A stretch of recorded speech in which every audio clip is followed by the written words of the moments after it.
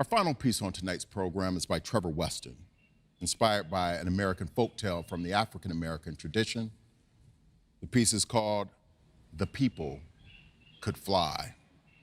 It's scored for narrator, violin soloists, and string orchestra. I'll be your narrator. The violin soloist is Lady Jess. And here is Amadi Azikiwe conducting the Harlem Chamber Players. And we brought dancers, students from the Harlem School of the Arts. The People Could Fly.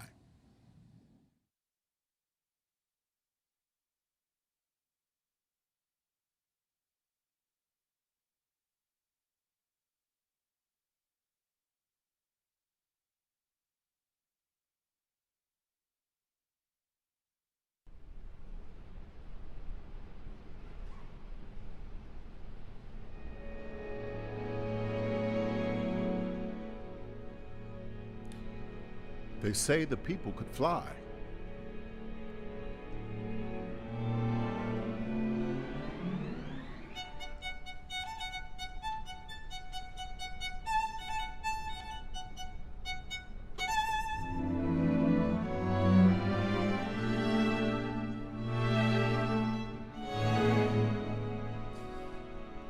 They say a long time ago, when some of us lived in Africa, we actually had wings and could fly.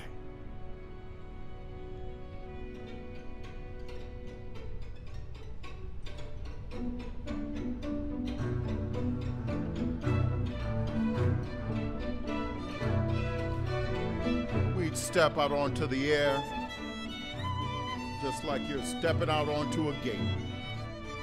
And we would spread those wings out, and we would fly over hills, mountains, fields, oceans, rivers, everything.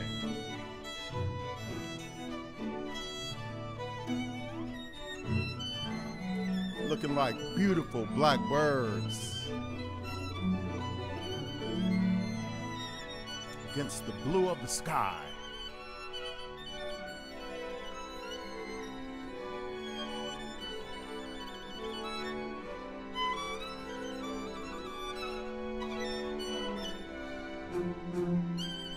And then, one dark day, some of the people were stolen from Africa. They were put in chains and they were placed on great big ships that crossed the Atlantic Ocean and brought them to the Western world, to North America, South America, West Indies, this trip we now call the Middle Passage.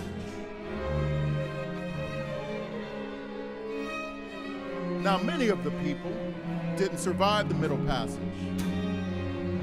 Many of them died along the way from starvation, from disease.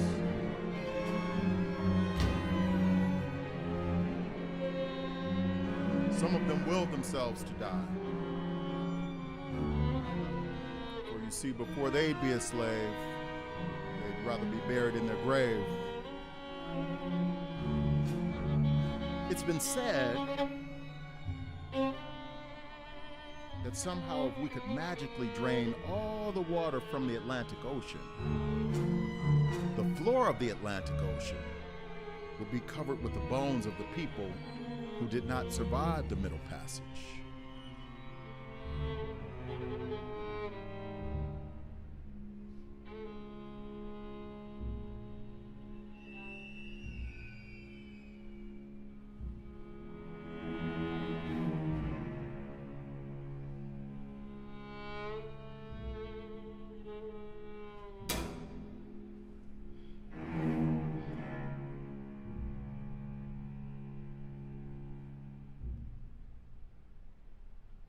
Now, those who did survive were auctioned off and then placed on plantations. all kinds of plantations.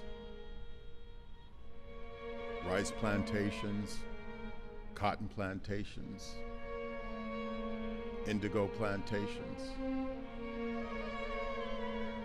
tobacco plantations, and life for them was very difficult.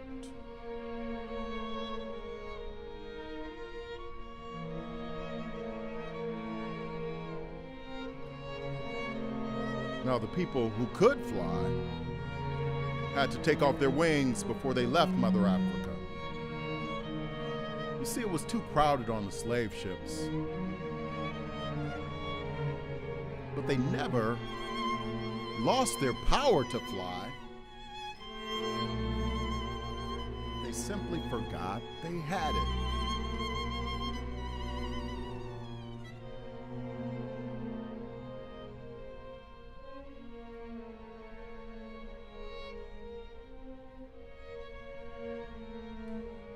Now, one such person who could fly was an old man named Toby.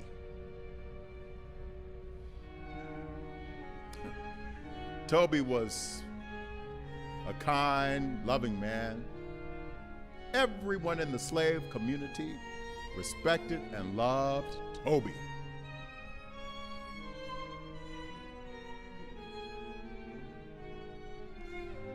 And another such person who could fly was a young girl named Sarah.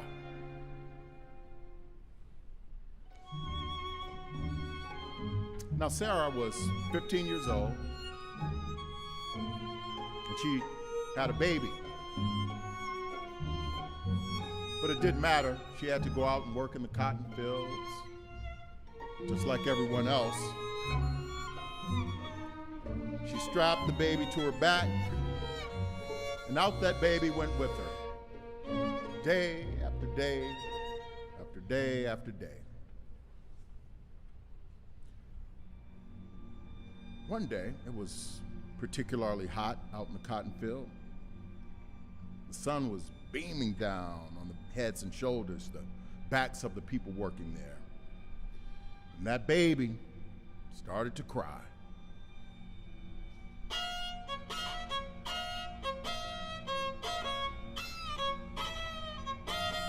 And the baby's cries got louder.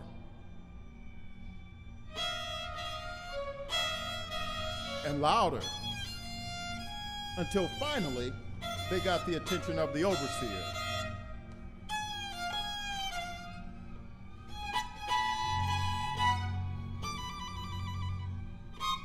He jumped up on his big fine horse, and he rode over to where Sarah and the baby were, and he yelled down at her, and he said to her, "Sarah, shut that thing up! Shut it up, you old black cow, you! Shut it up! You hear me? I'll come down and I'll whip you both." Of course, that baby didn't stop crying. It just cried louder and louder. And the louder it got, the more irritated the overseer got. Till finally, he couldn't take it any longer. And he jumped down from his big fine horse, and he took his whip and started whipping Sarah.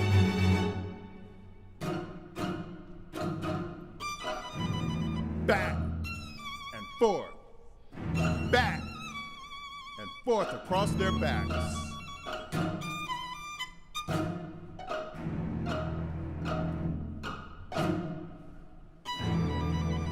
Until finally, Sarah and the baby fainted, and they fell to the ground. Satisfied that the noise had stopped,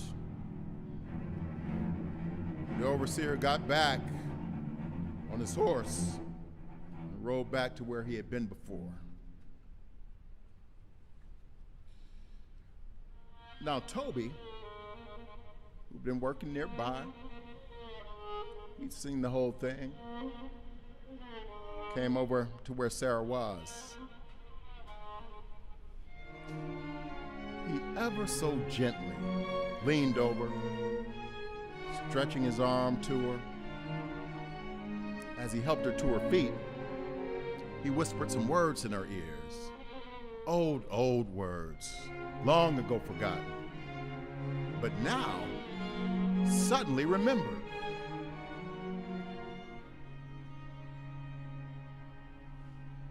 Tumala, tupula, pela, tumala, tupula, pela.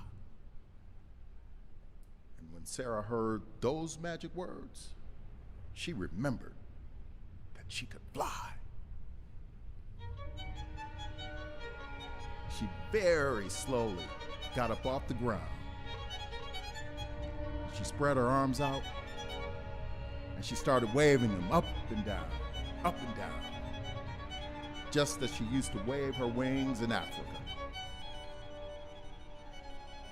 And before you know it, Sarah's feet were no longer touching the ground.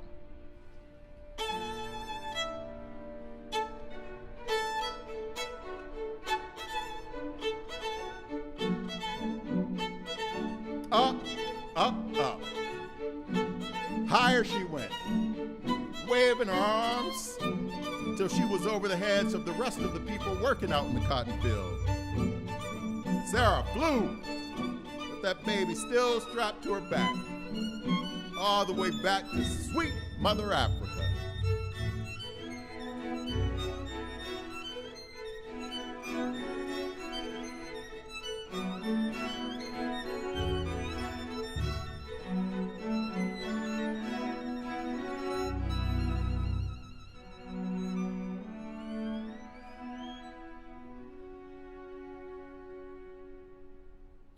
Now, the next day, it was just as hot as it was the first day.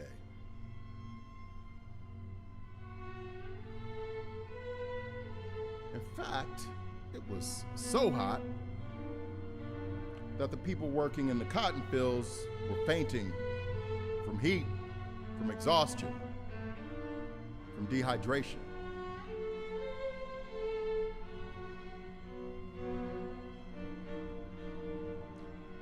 Every time one of those flying Africans fainted, Toby went over to where that person was, and he whispered those magic words. Tumala, tupula, pela, tumala, tupula, pela. And when they heard those words, they remembered that they could fly.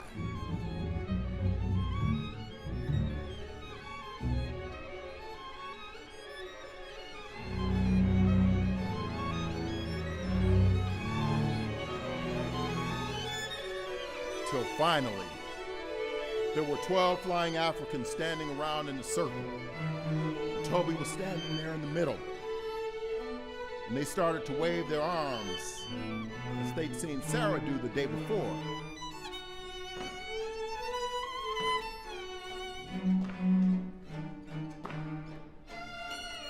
Well, all of this commotion, of course, got the attention of the overseer.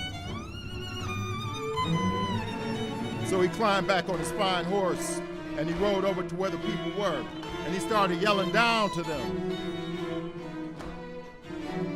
What y'all doing standing around here? Get on back to work, you hear me? The people didn't pay him any attention. They just kept on moving their feet and flopping their arms up and down, up and down. Well, the overseer had never seen this kind of defiance before, and he yelled at them again. Didn't y'all hear me? Get on back to work. Master paid good money for you. You better get on back to work before I whoop ya. They still didn't pay any attention to him. And before you know it, their feet were no longer touching the ground. Well, the overseer then took out his whip, and he started whipping at them. But you see, he waited too long, and the whip couldn't possibly touch them. In desperation, he took out his pistol, and he started shooting at them. But again, he waited too long. They were so high in the air that even the bullets couldn't even touch them. And just before they flew off to sweet Mother Africa, Toby looked down at the people left behind, the people who could not fly. They seemed to talk to Toby with their eyes. And Toby yelled down, I can't come back for you. I ain't got time to teach you the magic words. But you can get away. Run away from this plantation. Run away. Run away to freedom. Wherever you can find it.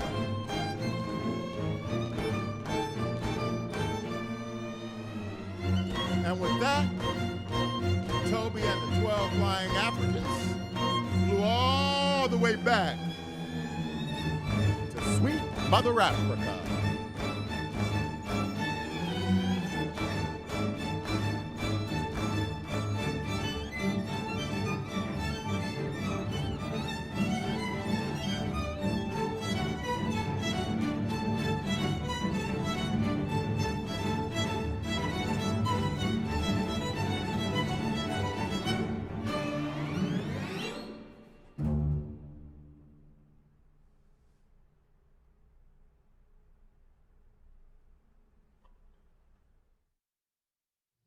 That was The People Could Fly by Trevor Weston. The violin soloist was Lady Jess, and Amadi Azikiwe conducted the Harlem Chamber Players. Those dancers are students at the Harlem School of the Arts, and their choreography was by Leyland Simmons. Our entire program this evening was conducted by Amadi Azikiwe, and the artistic director was Liz Player. It was produced by the Harlem Chamber Players and the Greene Space at WQXR in partnership with Harlem Stage and the Harlem School for the Arts. A warm thank you to all of these artists, all of these musicians, such beautiful performances. And thank you for joining us here at the Greene Space this evening. I wish you a happy and thankful Juneteenth. Be well, stay safe, and we'll see you next time.